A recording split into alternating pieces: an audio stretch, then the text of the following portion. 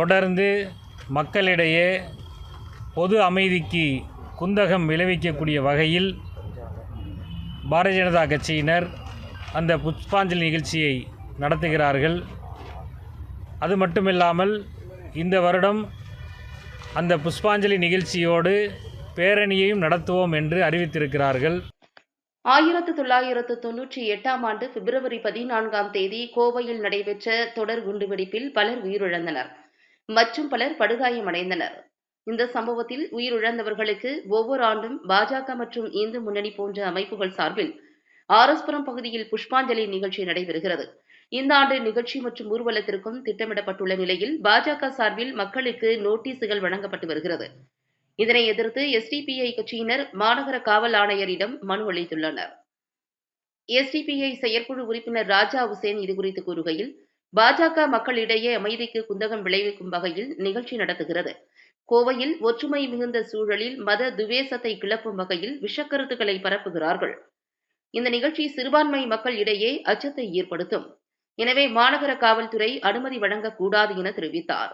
மேலும் இந்த நிகழ்ச்சி பொது நலத்திற்கோ நகர வளர்ச்சிக்கோ நடத்தப்படவில்லை என்றும் கலவரத்தை தூண்டும் நோக்கத்தோடு அரசு ஆதாயம் அடைவதற்காகவே நடத்தப்படுவதாகவும் அவர் குற்றம் சாட்டினார்.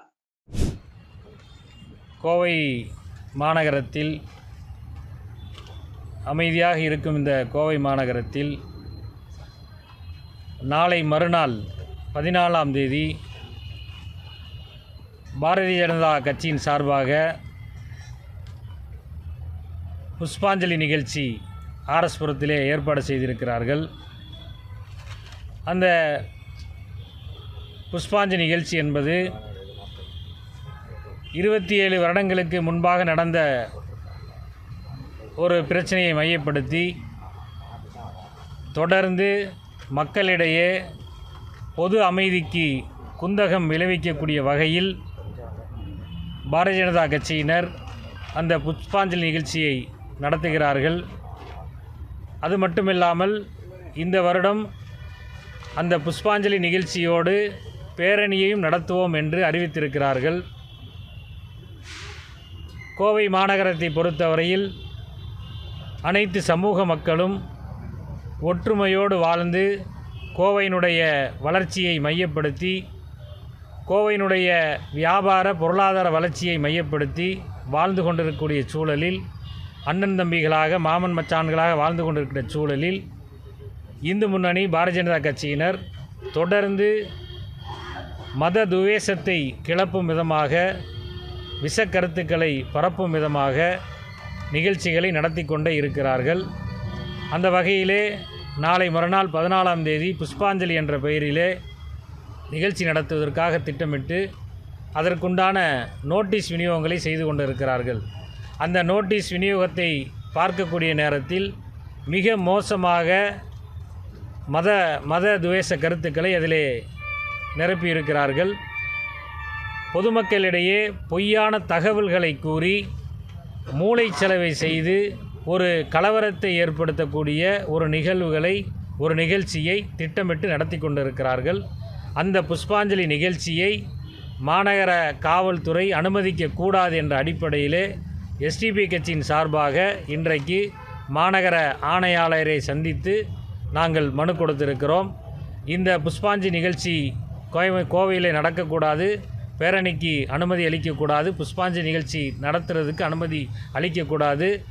வருடாவருடம் இந்த நிகழ்ச்சிகள் நடந்து கொண்டிருந்தாலும் நாங்கள் வருடாவருடம் காவல்துறையினரிடத்தில் இந்த நிகழ்ச்சிகள் நடத்தக்கூடாது. இது பொதுவாக முஸ்லிம்களிடத்திலேயும் இன்ன பிற சிறுபான்மையின மக்களிடத்திலையும் ஒரு அச்சத்தை ஏற்படுத்தக்கூடிய ஒரு நிகழ்வாக இருந்து கொண்டிருக்கிறது. மேலும் பொய்யான தகவல்களை கூறி பொதுமக்களிடையே இந்த நிகழ்வுகள் குறித்து ஒரு அச்சத்தை பீதியை வளர்த்துட்டு இருக்கிறாங்க.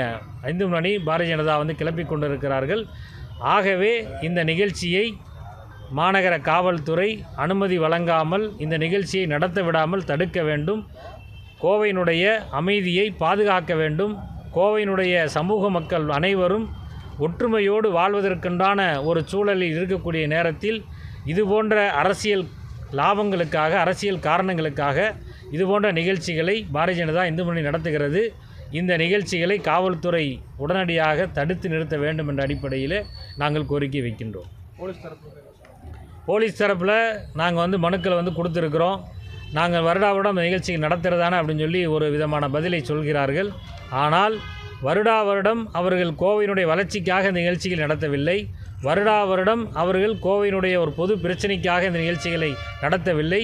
முழுக்க முழுக்க கலவரத்தை ஏற்படுத்த வேண்டும், வன்முறையை ஏற்படுத்த வேண்டும் என்ற அடிப்படையிலே தான் முஸ்லிம்களுக்கு எதிரான ஒரு கலவரத்தை இங்கே அரங்கேற்றி அவர்கள் அரசியல் லாபம் அடைய வேண்டும் என்ற அடிப்படையில் மட்டுமே தான், அந்த குறிக்கோளின் அடிப்படையில் தான் நிகழ்ச்சியை நடத்துகிறார்களே தவிர வேறு அவர்களுக்கு எந்த விதமான காரணங்களும் பிஜேபி இந்து முன்னணிக்கு கிடையாது. கோவையில் பல்வேறு பிரச்சனைகள் இருக்குது. கோவையில் வியாபார நிறுவனங்களுக்குடைய பிரச்சனைகள் இருக்குது. அதையெல்லாம் தீர்த்து வைக்கலாத அந்த ஒன்றிய மோடியினுடைய அரசனுடைய பிஜேபி என்றைக்கோ நடந்த ஒரு விஷயத்தை என்ன செய்கிறாங்க, பூதாகாரமாக்கி இன்றைக்கு மக்கள் மத்தியில் பீதி ஏற்படுத்தக்கூடிய நிகழ்வுகளை முன்னெடுக்கிறார்கள்.